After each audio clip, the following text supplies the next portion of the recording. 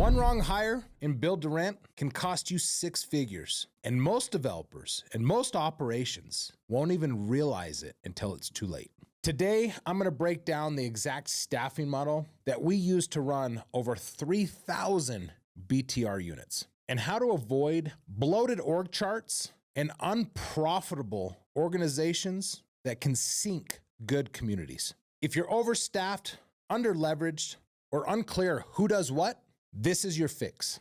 I'm gonna break down the 3 biggest mistakes for build to rent staffing. Let's go over them. Number 1, this is not a traditional apartment garden style management. You do not need 8 to 10 staff members for a BTR community. You don't need over payroll for staffing that sits around and has each one of their segments on site. There are ways around this. 1, fix and find that person that you want to be the face of that community. There's your property manager and there is your lead on site. 2, make sure your management team has a back-end support for that forward-facing individual because the back-end staff can also be used for multiple other communities. Accounts team, maintenance department, regional support, those are key to a successful build-to-rent community where you're not overstaffed. There is no need to have people standing around. You can still find and operate a good customer service with just limited staff on site. So get away from the mentality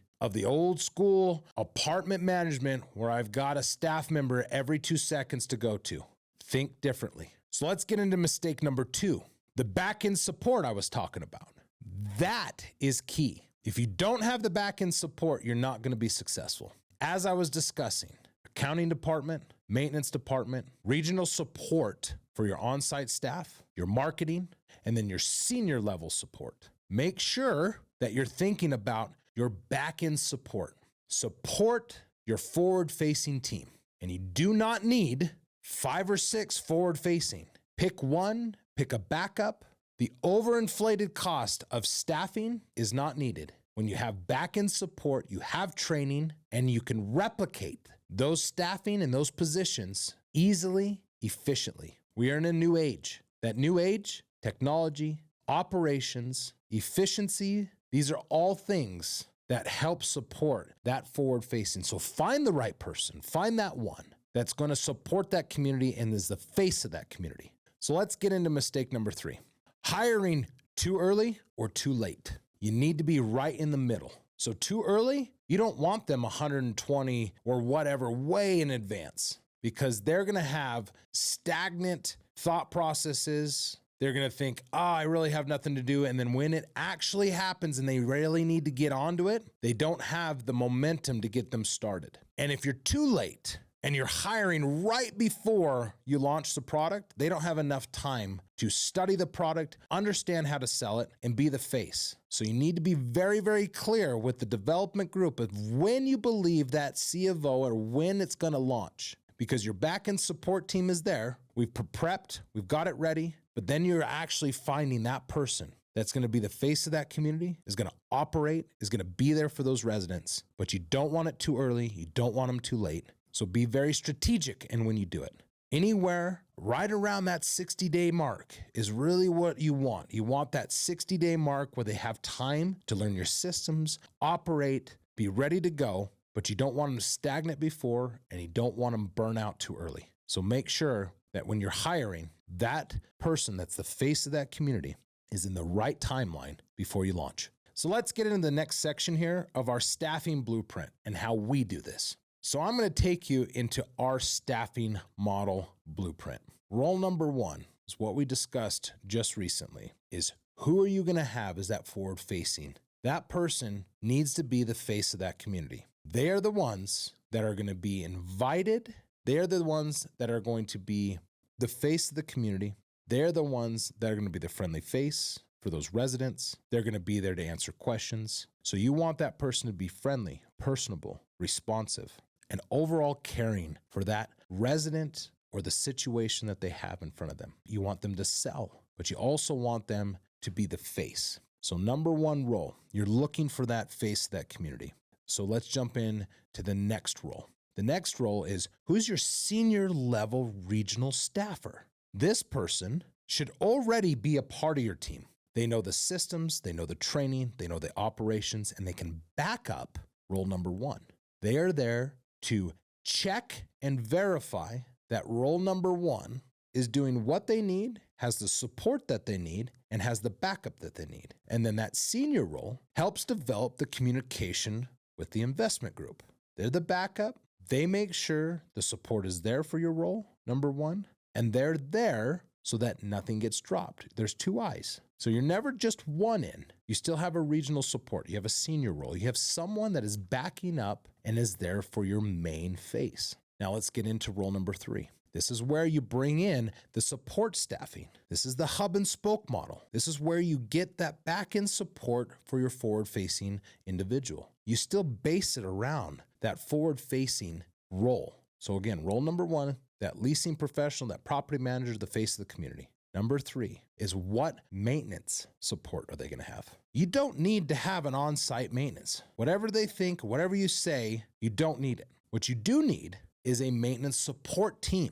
You need a 24-hour call line. You need someone answering the phone. You need a body on the other end that's responsive, can walk people through a problem, can stop those things when they happen, be personable, be understanding, get the right team members out there when needed, and have a back-end internal maintenance division or an operation team that is there that can show up, but you're not paying the daily expense to have a maintenance staff on site. It is not needed with the expenses in this day and age. You're going to cut that cost by not having someone there 24/7 on the site, because regardless, you do get the 24 hours, but you still have that back-end support there. So maintenance is number 3, that third role. That number 3 role is your maintenance backup and support. So let's jump into role number 4, and that is your accounts department, your accounting team. It's important to have a backbone of your accounts team. The numbers, the rents, the leases are all following up through that accounts department. Your numbers, it all flows through. All the expense ledger based on your budgets. And then that communication is super important to your forward-facing role number 1, because your back end, your accounting team, can give all the information to that when is needed to your role number 1. And again, you're forward-facing. The communication to all of these sub-roles is super important. How you flow of communication. But your accounts team is going to back you up. You don't now have to think about, oh, I need to do this, this, and this on accounting. I need to add this into here. No, these are segmented into roles, but professional, organized roles. So that 4th role is your backbone in accounting. Rents are collected, they're prepared. Your notices, if you need to post notices, you're preparing on that back end, that accounting end, so that your forward-facing can send and operate and still be the face. Communication, making sure the residents are doing what they're supposed to do, be there for them, but have the back-end support to be able to present that information. And your accounting department audits, reviews, and then sends it out.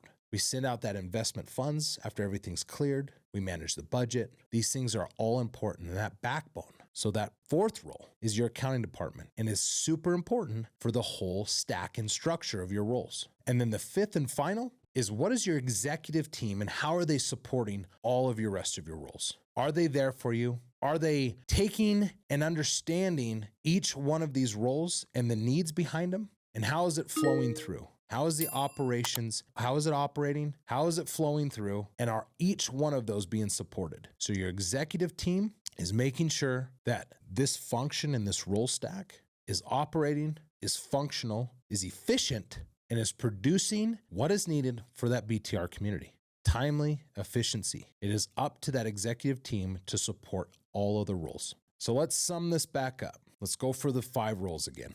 Number 1, super important, pick the forward-facing individual for your BTR community. That's the face. Number 2, who is your regional senior backup support of your number 1 role? Who's going to be there to back them up, make sure what they're doing, verify that nothing slips through the cracks. Number 3, who's your maintenance division? Are they seamless? Do they operate? Do they help the resident? Do they protect the asset? Number 4, your accounts team. Your accounts management, reports, timely, rents in, bills are paid, information is presented to your front-end staff when needed.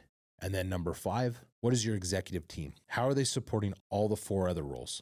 Making sure that they're there, they help them through it, they help solve problems, and ultimately making sure that the BTR community and the roles in the stack and the organization is efficient and it follows through. If you believe that this is important and this is something that will help you develop a really good organizational chart for your BTR community, save it. Bring it up. Let me know if you think of something different. I'd love to hear from you. We've been able to develop this with over 1 billion assets under management and replicate this exact model. These 5 main roles. We've developed this over time and we found this to be consistent, effective, and we can replicate it time and time again.